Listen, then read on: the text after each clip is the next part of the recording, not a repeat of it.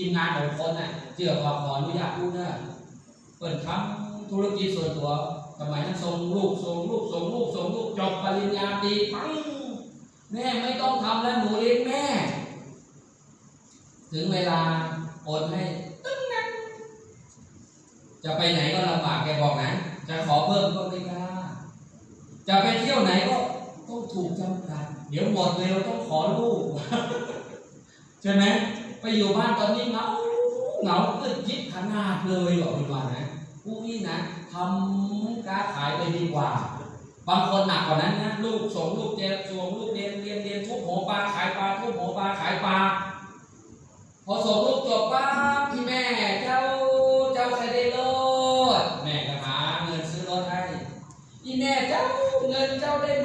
10,000ป่ายน้อยในจัดการห้องในจัดการน้ำมันเจ้าบอกคอนี่แม่ช่วยเจ้าคอนกินเนอเข้าใจไหมครับส่งเรียนก็ทุบหัวปลาแล้วเรียนจบแล้วก็ไม่มีงานมีแต่ไม่พอใจก็ให้แม่ทุบหัวปลาต่อแล้วมาช่วยผ่อนรถโอ้สุดยอดในชีวิตเนาะแต่ถ้าเราช่วยคนเห็นไหมช่วยในธุรกิจสุเรียนช่วยได้1 สาย 2 สายนี่แหละคือการช่วยที่สุเรียนจะดูแลและจ่ายผลประโยชน์ให้เราตลอดกาลและนานตลอดชีวิตเราขอให้เชื่อนะครับถ้าคุณไม่เชื่อก็ห้อมหยุ่มเนี่ยก็เป็นความรักมันเหมือนพัดลมเลยเหมือนปากกาเนี่ยปัดมาเหมือนฝนตกหายมาพวกก็ดีตกกันปีนาก็ดีตกกันก็ห้อมหยุ่มคณะก็หยุ่มมันเขาคาลานเนี่ยเพราะว่าคาก็ไม่รู้ว่าเขาคาก็เป็นลูกปูลูกแมวเขาคาก็โตทบมาในสุเรียนแบบเซลาพี่น้องเขาให้หยุ่มนิดนึงนะใครก็เย่าพวกมันได้พี่น้องเขาไล่สวดอยู่ไว้ไหนแล้วมีคนอันเจอมาหมอแหลมเอาไหนใครมาห้องมากันไหนแล้วอำโลขายมันลงอีกนิดนึงเนี่ยก็ไรเงินต่อก็ตายอ่ะมีทางได้กับผ่านเนี่ยอย่าไปยุ่งครับฟังเลยว่าใครเตอร์ถีบผมซื้อได้ถูกอยู่ค่ะซื้อเรียนเปิดมีโคในซื้อจีนโคอันนี้มันพิษไปซื้อน้ำในน้ำสร้างก้นในน้ำคนในน้ำมากันเลยนะก็ครบ4ก็จะเป็นจ้าน SSM นะเดลัยยกคันหนักปาเจ็บนห้องว่ากากองทุนรถยนต์เห็นไหมครับดูแก้วคาใน2 ล้ำเหมือนกันครับอยู่ห้ามอยู่ครับป้อมอยู่ในกองกับตัวเท้าเขาคาฮอมาอยู่ขนาดใจเอาของเปิดมาเขาเป็นอันตีไรที่สู้เลี้ยงเขาในเฮ็ด4ก็เพราะว่าก็ทนหาก็ทนทบพอครบ6ก้อนไหนนะจ้านใจจอมเดลายมาเป็น DSM นั่นเหมือนท่านอาจารย์อดิศักดิ์อยู่ข้างหลังเหมือนคุณทิพย์วันดีเจ้าของขายรถยนต์อยู่ในห้องนี้ในจอมนี้เพศข้างๆเหลือเศษ2ก้อนจอมนี้ครับไม่มีแล้วเนาะมี2 ท่านคุณยืนขึ้นอีกหน่อยฮะคุณทิพย์วันดีวันหน้าเดี๋ยวเชิญคุณทิพย์มาบอกวิธีการขายบียาให้พวกเรานะเก่งมากเลยผมให้ท่านด้วยนะครับหายไปเลี้ยงลูกหายไปเลี้ยงหลานลูกโตแล้วแต่เลี้ยงหลานต่อพอครบแบบนี้ปั้งเป็น DSM พอ DSM เนี่ยได้ข้อ8ข้อ9ได้ข้อ10ใน11ข้อนั่นนะเขาจอยคน6ก็ไม่ทำย้ำเนี่ยทวน3เป็นห้องว่าคืนเย้าตกขึ้นแล้วไม่ตกตำแหน่งขึ้นแล้วไม่ตกข้อ4ด้วยครับข้อ8นี่เป็นนะครับข้อ8นี่เป็นห้องว่าเป็นโบนัสเพชรฐานมันคงจ่ายให้ 6% นะ4 บาทเนาะ4% รถยนต์อันนี้ 6% นะครับ6% นะครับเพราะเป็นจ้านเพชรเจ้าคณะหาคน6ก็หา6ก็อะไรนะครับคอทน8คอทน7เป็นกองทุนคอทน8เลย6คอทนเกาหลีนอกเมืองนะครับก็หนาว่าเล2ก็ครับเป็น VIP เอาเมนางเลเซเมนางเป็นจ้วงเลยครับพี่หางครับก็เป็นจ้วงเลยกว่าครับกองไว้กันนะพอเก่าเนี่ยก็เป็นจ้วงกับเลยก็3ละเฮ็ดในรหัสก็เหลียวเมื่อเลย2ก็เมลูกล้างปีนอกอ่อนเมื่อไรแทงข้อ1เป็นจ้วงเลยการเป็นจู้เนี่ยมีกันเนาะเพื่อนคนนั้นเป็นจู้ก็เปี่ยวอีกตื่นเต้นเลยกันเนาะVIP เนี่ยก็สอนเป็นเรื่องเกินค่าว่า110,000ครับอันนี้ก่อนเลยมันจะเอาคาเพิ่มมาจองทางคาเมื่อไกลอิงเกเลสก็เอาเมื่อ นี่ก็เลยมากินเมืองใต้เขาตั้งเกิด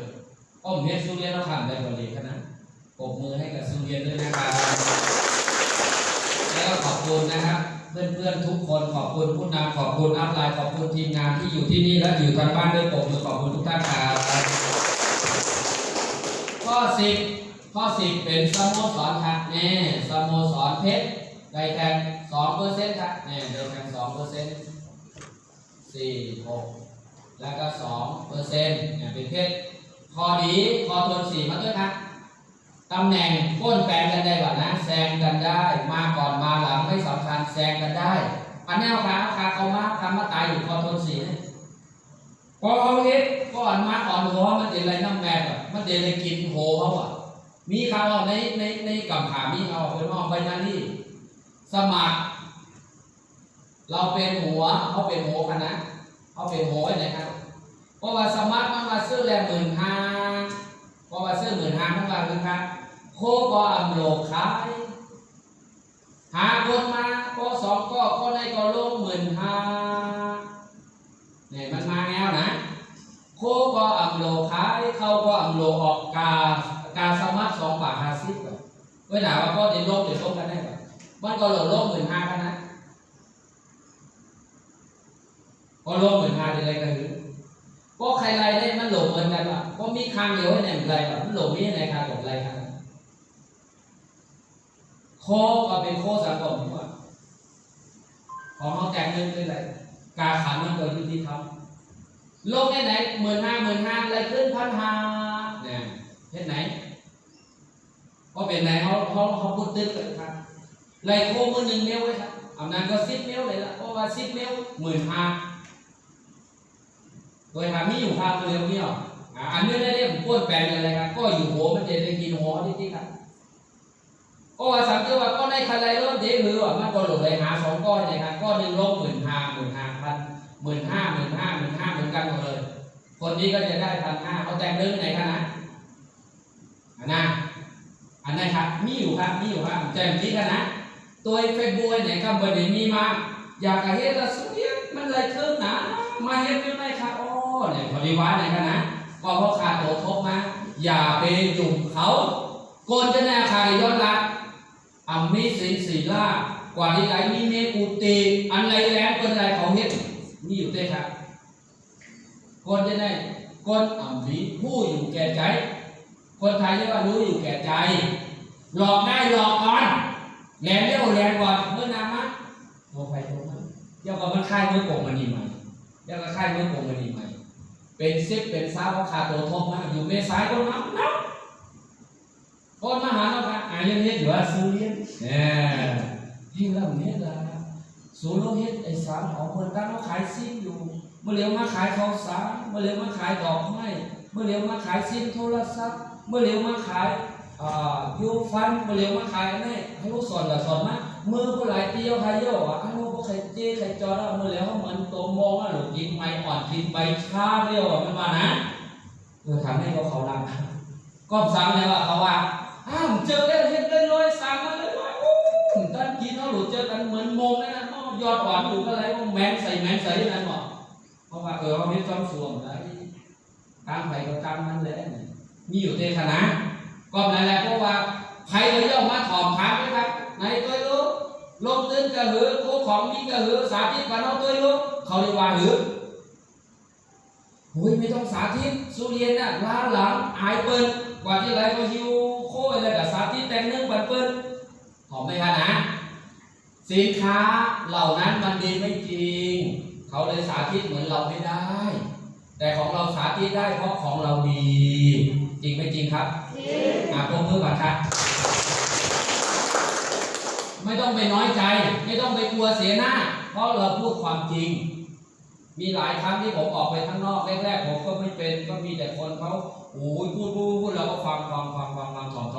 เป็นหมอกันเนาะเมื่อไรพอออกกันทั้งน้องเขาลาซิปคอไว้บนนั้นฮัลโหลคนเฮ็ดคือขายซูเรียนในโบราณไหนได้เนาะเนี่ยเขาขายราคาเขาขายไหนครับ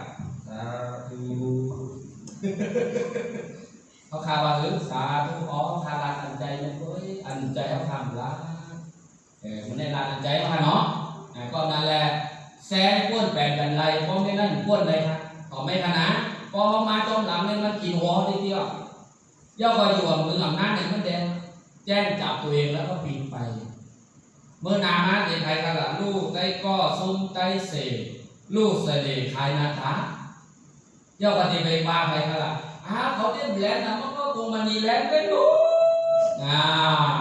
เอาตัวรอดเก็บแก้ผ้าเอาตัวรอด